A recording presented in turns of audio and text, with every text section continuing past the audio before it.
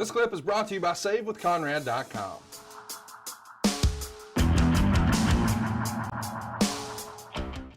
Let's talk a little bit about Johnny B. Bad.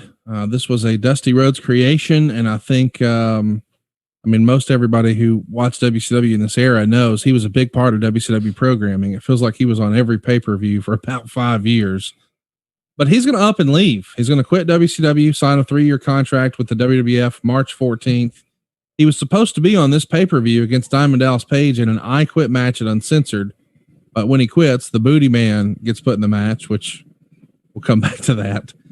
Meltzer would report the situation was they had a disagreement. They being Mark Mero and Eric Bischoff. Allegedly, they're negotiating a new contract, and WCW says that Mero wanted Bischoff to sign a sheet of paper that said he would be guaranteeing Mero the amount offered to him in its entirety. And the rumored amount was $300,000, 2 years at $300,000. Should Mero suffer an injury while they're negotiating. And somehow in the course of this discourse, Mero mentions, I've also been negotiating with Titan Sports, and I have an offer from them that in some ways is a better deal. So I need to know what my future plans are. This apparently pissed Bischoff off, and he asked him to finish up that night and put Luger over. Mero refuses to work at all until they have some sort of written deal. And Bischoff says, well, I hoped that it wouldn't come to this. And Mero says, well, I hope after 5 years I'm leaving on good terms. And Bischoff lets him know you are not leaving on good terms.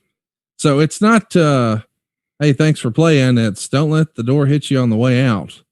What was the rumor and innuendo you heard about Mero leaving at the time? Well, all those meetings were kept pretty quiet. Yeah. To be honest with you. And I've always looked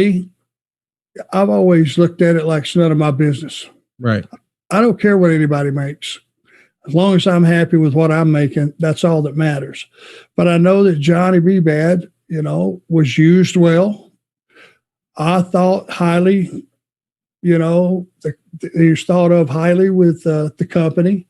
I didn't see him leaving, but I know timing is of the issue.